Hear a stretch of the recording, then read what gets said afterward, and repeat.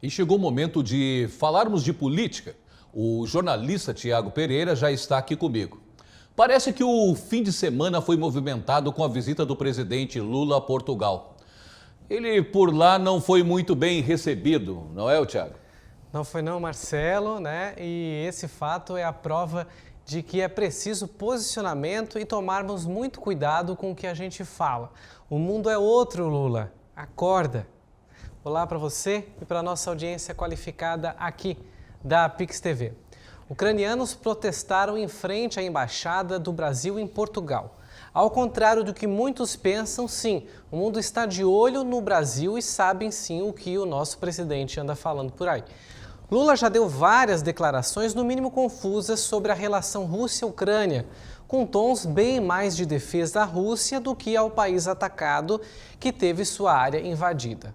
Agora ele tenta, a qualquer custo, desfazer a burrada já feita. É aquele ditado, palavras ao vento não voltam mais. Mas não parou por aí. Ao ser questionado por uma jornalista portuguesa, Lula se fez de desentendido, logo na pergunta que mais lhe comprometia. Vamos ver.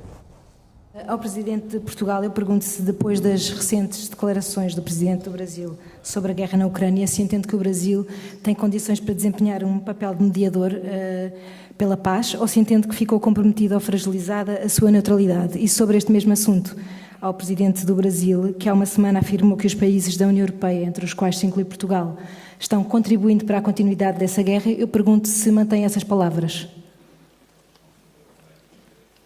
Eu confesso que eu não...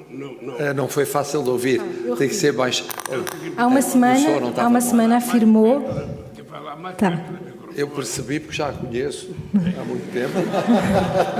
Há uma semana afirmou que os países da União Europeia, entre os quais está Portugal, estão a contribuir para a continuidade da guerra na Ucrânia. Eu pergunto se mantém essas palavras. Eu sinceramente não consigo entender. Sim, as suas palavras sobre a questão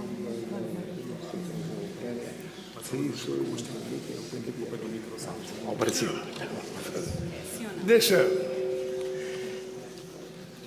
Deixa eu falar uma coisa sobre a guerra da Rússia e da Ucrânia.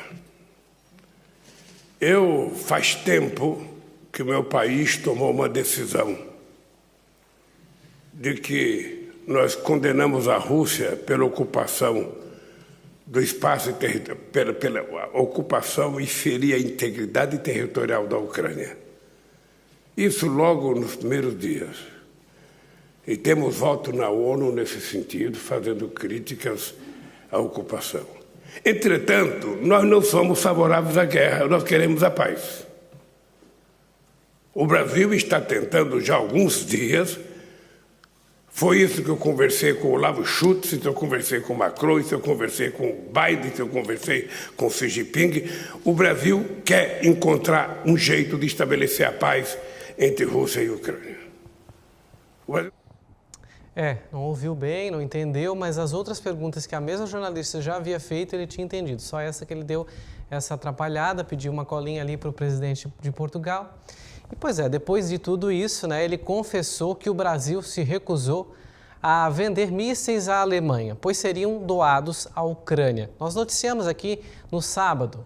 Lula disse estar preocupado em uma das investidas atingirem russos. Disse que o Brasil, se isso ocorresse, o Brasil seria culpado. Mas, como falamos, agora a primavera de lá é temerosa. E a Rússia tem usado armamentos pesados e esse equipamento brasileiro seria útil só para uma coisa, para a Ucrânia se defender. Pois é. De um lado, bem diferente, o presidente de Portugal mostrou ao brasileiro como se faz, como dizer de quem está a favor e como é não ficar em cima do muro. Vamos ouvir. A posição portuguesa é conhecida por todos, que é não apenas a condenação da invasão russa da Ucrânia e a solidariedade em relação à Ucrânia e ao povo ucraniano no que foi uma violação de princípios fundamentais do direito internacional e da Carta das Nações Unidas, mas eu acrescentei que faz sentido aplicar as resoluções das Nações Unidas, aprovadas por maiorias esmagadoras na Assembleia Geral. E essas resoluções arrancaram na condenação, continuaram ao longo de um ano e mais de um ano de guerra e culminaram no pedido da retirada imediata das forças russas da Ucrânia como uma condição fundamental para ser possível encontrar não apenas a reparação de quem foi agredido, não agrediu, mas também um ponto de partida para a procura de uma afirmação duradoura e justa de princípios de direito internacional.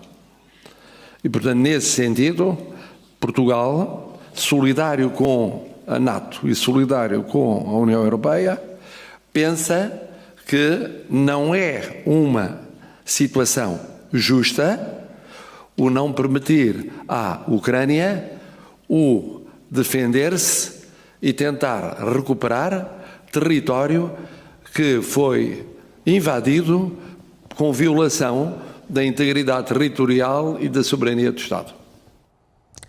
Tá aí, né? Bem desenhado. Acho que Marcelo Rebelo destacou bem ao Lula quem é o vilão dessa história europeia. Isso para nós é bom, porque traz uma luz sobre a notícia e mostra que o Lula não diz nada com nada. Culpa a Rússia, culpando a Ucrânia, e ameniza a Rússia culpando a Ucrânia. Tá feio e, internacionalmente falando, é mais um papelão que o país paga lá fora. Sem falar no tamanho da comitiva que foi a Portugal, chamada pela imprensa de lá como equipe de peso.